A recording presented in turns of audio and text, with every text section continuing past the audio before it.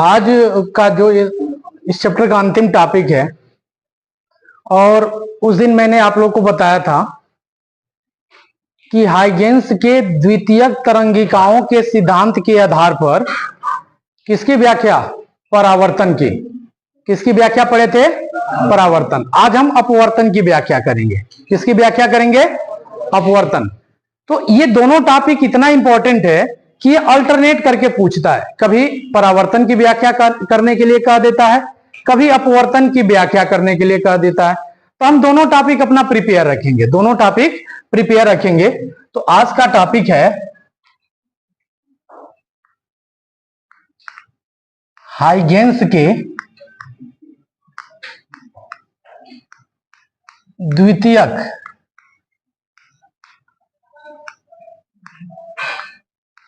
तरंगिकाओं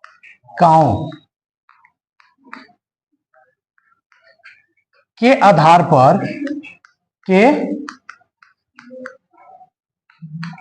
पर किसकी व्याख्या? तरंगों के अपवर्तन की व्याख्या। तरंगों के अपवर्तन की व्याख्या, ये टॉपिक आज हम पढ़ने जा रहे हैं। हाइगेंस के द्वितीयक तरंगिकाओं के सिद्धांत के आधार पर तरंगों के अपवर्तन की व्याख्या।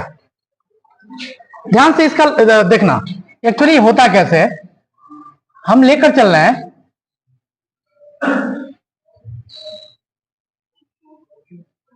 कि M और M डैश एक अपवर्तक पृष्ठ है। उस दिन कौन सा पृष्ठ लिए थे? परावर्तन पृष्ठ। उस दिन हम परावर्तन पृष्ठ लिए थे, तो इसको कलई किए थे। इससे हो क्या रहा था कि इससे प्रकाश की किरणें आ रही थी और टकराने के बाद फिर क्या हो जा रही थी? वापस चली जा रही थी। लेकिन हम यहां क्या करेंगे? अपवर्तक पृष्ठ लेंगे। अपवर्तन में क्या होता है? अपवर्तन की क्रिया पढ़े हो कि जब कोई प्रकाश की किरण एक माध्यम से दूसरे माध्यम की ओर जाती है, लेकिन अपवर्तक पृष्ठ से वह अपने मार्ग से विचलित हो जाती है। मतलब वह दूसरे माध्यम में जाती तो है, लेकिन होता क्या है? अपने मार्ग से भटक जाती है। तो इस घटना को हम क्या कहते हैं? प्रकाश का अपवर्तन कहते हैं। और हमने अपवर्तन का कारण भी बताया था कि प्रकाश के अपवर्तन का कारण क्या होता है। तो इसके लिए हमने बताया था कि विभिन्न माध्यमों में प्रकाश की चाल जो होती है वह भिन्न भिन्न होती है। विभिन्न माध्यमों में प्रकाश की चाल क्या होती है? भिन्न भिन्न होती है। इसलिए भाई ये क्या है? अपवर्तक पृष्ठ है। इसके ऊपर कुछ और माध्यम है, इसके नीचे कुछ और माध्यम है। इसमें प्रकाश की चाल कुछ और होगी, इसमें प्रकाश की चाल कुछ और होगी। तो क्या होगा कि उसका जो विचलन जो प्रकाश की किरण इसमें से जब इसमें जाएगी तो इसमें कुछ और चाल था, इसमें उसका चाल क्या हो जाएगा? बदल जाएगा। तो बदल जाएगा तो मार्ग बदल जाएगा। इसके वजह से वो विचलित हो जाती है। इसी की वजह से वो क्या हो जाती है? अगर मान लो हम यहां से अपवर्तक पृष्ठ ले लें, इसके ऊपर जो माध्यम है वही रखें, नीचे भी वही माध्यम ले लें। इसके ऊपर और नीचे दोनों माध्यम क्या ले लें? सेम ले लें, एक समान ले लें। तो क्या उसमें अपवर्तन होगा? होगा कि नहीं होगा? नहीं होगा। क्यों? क्योंकि माध्यम समान हो गया और दोनों माध्यमों में प्रकाश की चाल एक समान ही होगी, एक ही तरह होगी, इसलिए उसमें विचलन होगा ही नहीं। तो विचलन तब कब होता है? जब दोनों माध्यम अलग अलग हो। तो हम लेकर चल रहे हैं कि यह एक अपवर्तक पृष्ठ है, इसके ऊपर माध्यम अलग है जिसका अपवर्तनांक n1 है, और दूसरा माध्यम क्या है? n2 है, जिसका दूसरा माध्यम हमारा, अपवर्तक पृष्ठ के नीचे का माध्यम कुछ और है जिसका अपवर्तनांक क्या है? n2 है। जिसका अपवर्तनांक क्या है? n2 है। हम लेकर चल रहे हैं कि एक ही समय दो अलग नहीं बल्कि एक हम ले लें P, तरंग यहां आकर इस पे आपतित हो रहा है, और उसी समय एक दूसरा तरंग भी चलना शुरू किया था। और जब वह P से, या इसको ले लें P और इसको ले लें क्या? Q। तो जब ये P से A पर आया था, उस समय यह Q से B पर आया है। जिस समय पिछले वाले में भी हमने समझाया था कि जब मतलब जितनी देर में तरंग P से A तक आया उतना ही देर में जो Q वाला तरंग था वो कहां तक पहुंचा था, B तक। और ये इसका अविलंब ले लें, थोड़ा सा रुक जाओ और बढ़ा लेते हैं। और जैसे ही यह मतलब जितने समय में यह यहां तक पहुंचा इस पृष्ठ पर,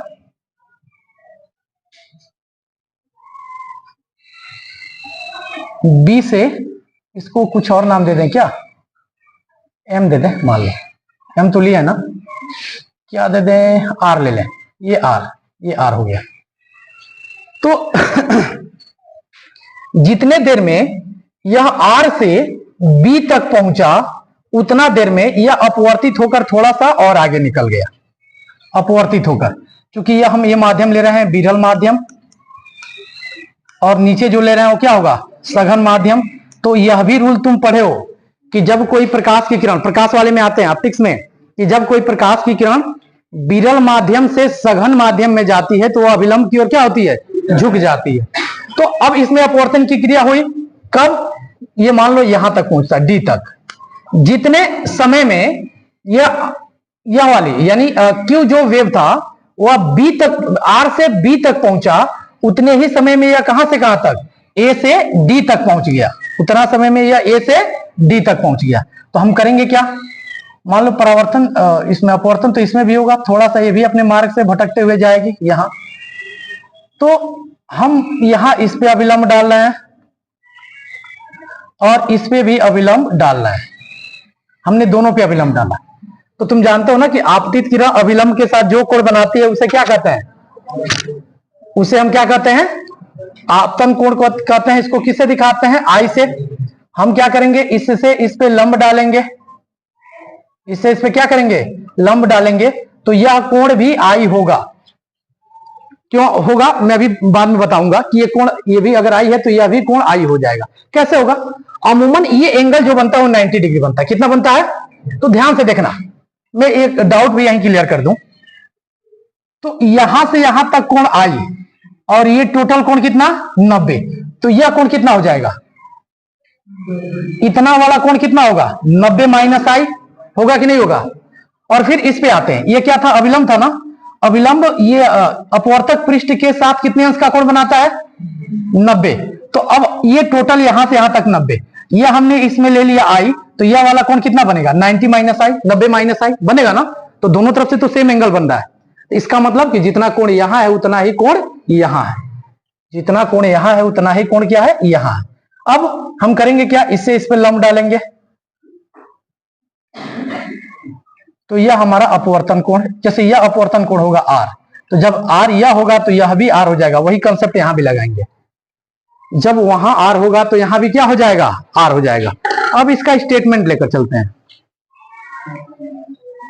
स्टेटमेंट कुछ बचा तो नहीं, ठीक।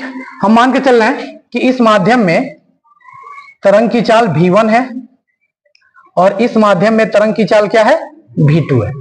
तो हम लेकर चल रहे हैं, माना दो तरंग, माना दो तरंग, कौन कौन, P और Q ना, P और Q एक साथ चलना शुरू करते हैं, एक साथ चलना शुरू करते हैं।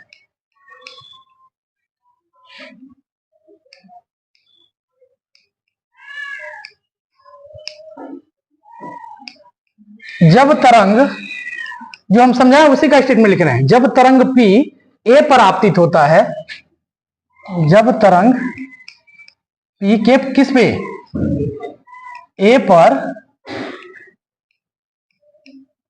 आपतित होता है,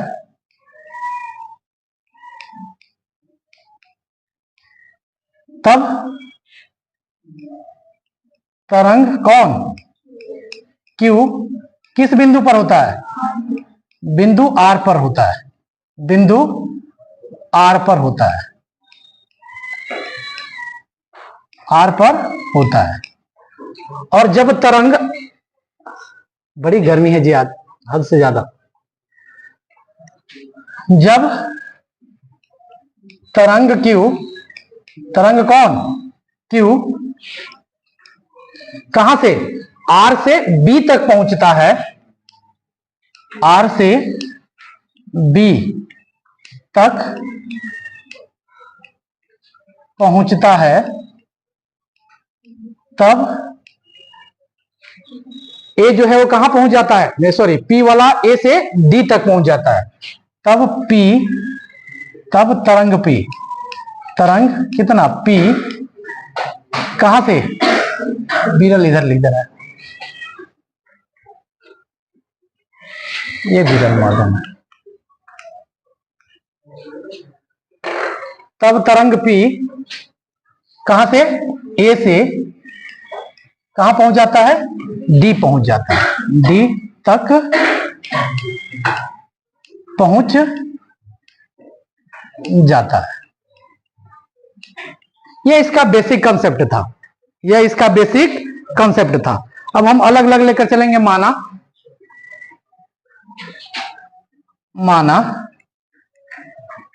हम क्या लेकर चल रहे हैं, पहले माध्यम में तरंग की चाल, माना पहले माध्यम में तरंग की चाल कितना V1 है, V1 है, तब T समय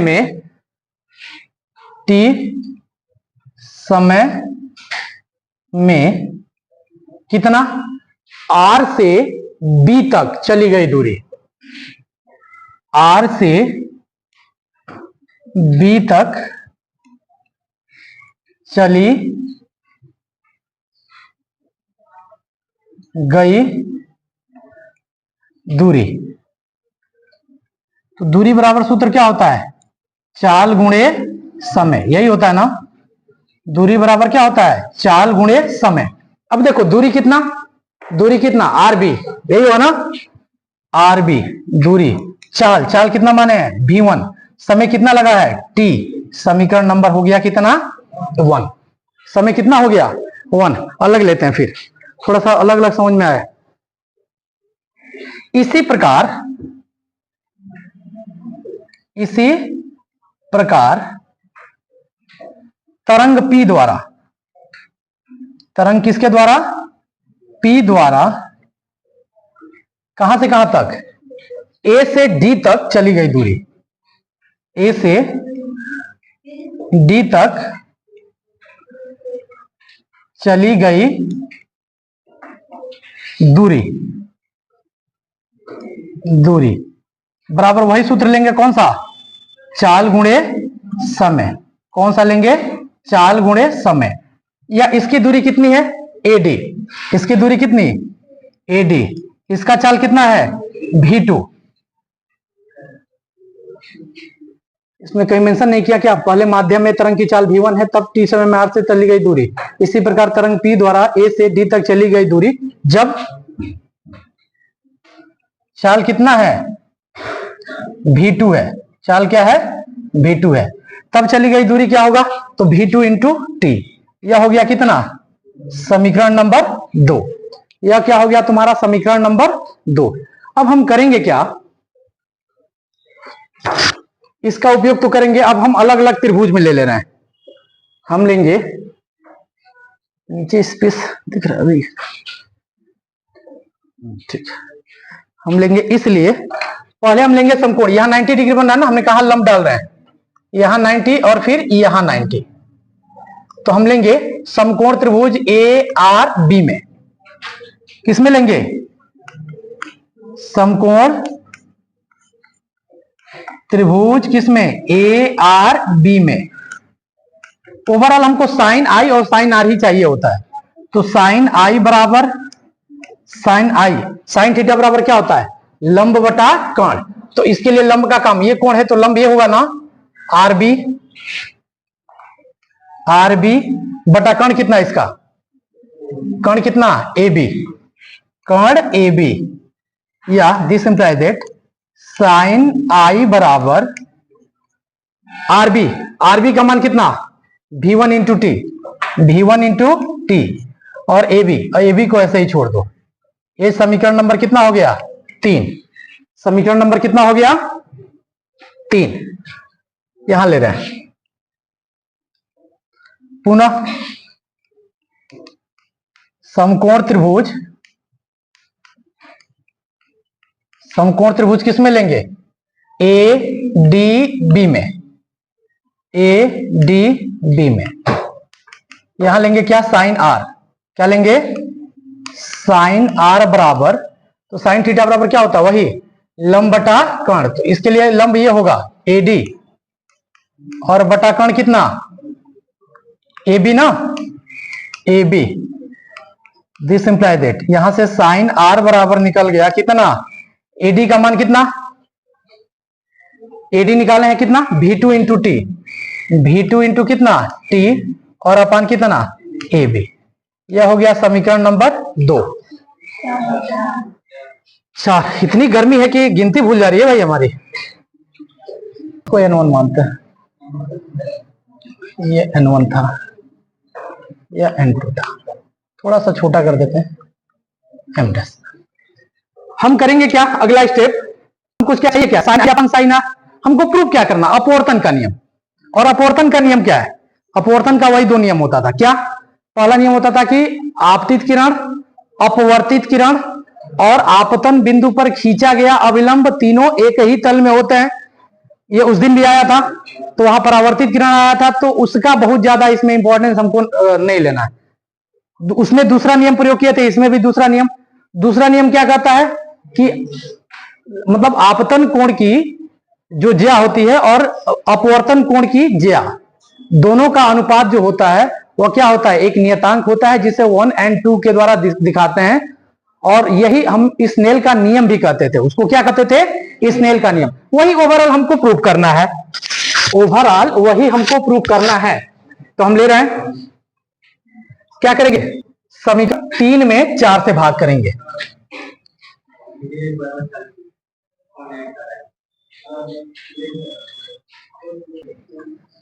समीकरण 3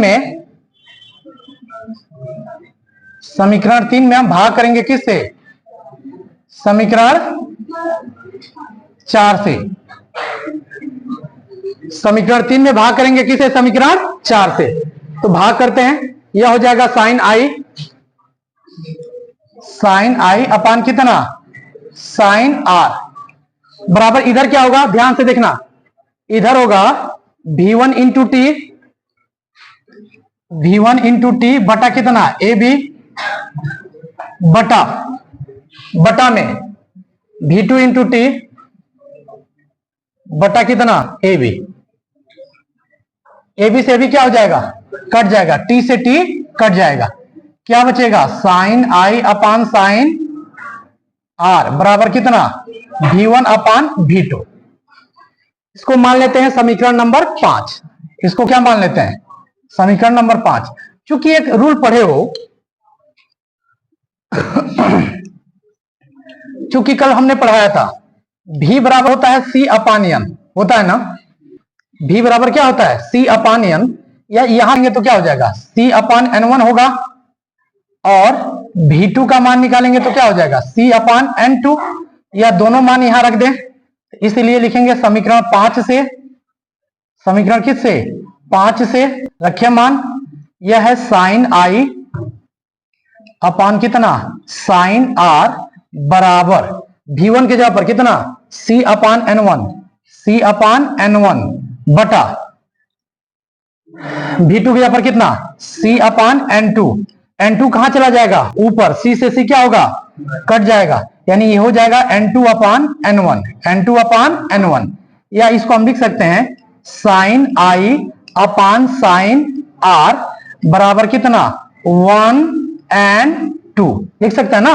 1 और 2 का मान तो वही होता है कि N2 अपान क्या, N1।